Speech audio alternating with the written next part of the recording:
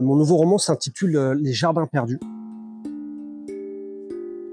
Alors mon point de départ, c'est vraiment les émeutes de 2023 et comment l'ultra-droite, l'extrême droite française s'est emparée en fait de thématiques qui lui sont chères. Pendant les émeutes, on a eu l'impression, dans un discours un peu radical, de voir un basculement. L'extrême droite a agité sous nos yeux la menace d'une guerre civile, d'un chaos. Et ça, c'est vraiment le narratif de l'ultra-droite. Cette espèce de choc des civilisations qui nous opposerait tous les uns aux autres. Ça, c'est vraiment le point de départ. Et j'avais envie vraiment de m'immerger dans l'ultra-droite française, d'en comprendre les mécanismes. Dans mon écriture, dans mon processus d'écriture, les histoires de famille, les histoires de nos périphéries sont vraiment au centre. J'ai encadré en fait l'immersion des frères chevaliers entre deux questions. La question de savoir comment nos quartiers populaires réagissent à la présence de l'extrême droite. On peut plus parler de montée d'extrême droite, mais plutôt d'une présence, une ultra-présence, et aussi d'essayer de comprendre comment dans l'intimité d'une famille, on peut trouver des raisons à ce type de radicalisation.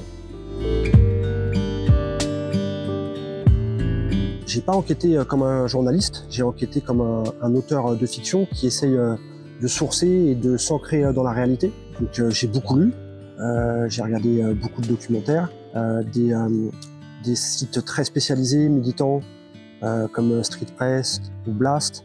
Et puis bien sûr les réseaux sociaux, puisque la fachosphère, elle est accessible en quelques clics, avec ses influenceurs identitaires, sa propagande. Et c'est vraiment une nébuleuse d'un post Insta, on peut basculer sur une conversation WhatsApp qui nous emmène sur un groupe Telegram, qui nous ramène sur un autre compte Insta ou TikTok. C'est incroyable de voir comment on peut se perdre dans cette nébuleuse.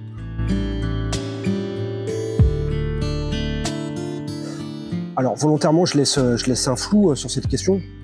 J'essaie de donner des pistes aux lecteurs. Pour moi, j'ai le sentiment en fait que le racisme, c'est plus l'unique et seule entrée dans un processus de radicalisation. Il y a plein de logiques qui se mêlent, des logiques d'abandon, des logiques de rejet, des logiques de déclassement. Je crois qu'en fait, mon héros, il y a à la fois un désir de revanche, un désir d'être aimé, un profond mal-être. Et j'essaie de voir aussi comment dans une intimité personnelle, dans une trajectoire personnelle, on peut, malgré nous, basculer à un endroit ou à un autre.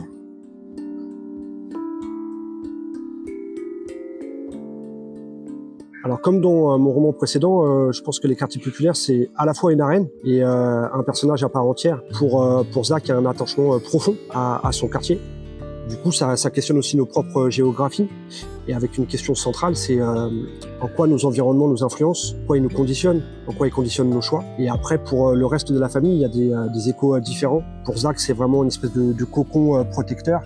Et en même temps, c'est un volcan d'où jaillissent toutes les éruptions, qu'elles soient familiales, amoureuses ou politiques.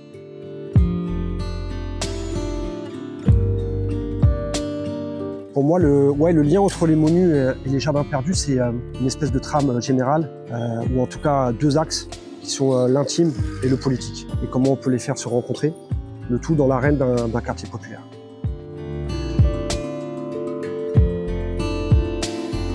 Alors en ce moment, c'est assez particulier, je lis peu, alors que je suis plutôt lecteur. Je suis tellement obsédé par ce nouveau roman que j'ai eu du mal à aller chercher d'autres lectures. En termes de musique, en ce moment, je suis très sur du rap français, beaucoup sur Souffrance, un rappeur de Montreuil, beaucoup sur Dinos également, qui ne m'a jamais quitté. Mes influences, elles sont multiples, j'ai pas de modèle. Moi, j'essaie de puiser un peu partout des choses qui me touchent et qui m'émeuvent, sans vraiment faire attention à qui parle ou qui écrit. J'ai pas de modèle ou de muse ou de grandes statues inspirantes. Je sais pas, c'est plein de petites choses qui me touchent. L'inconnu, le fragile, le courageux, le très connu, le très célèbre. À partir du moment où ça m'émeut, ça me convient.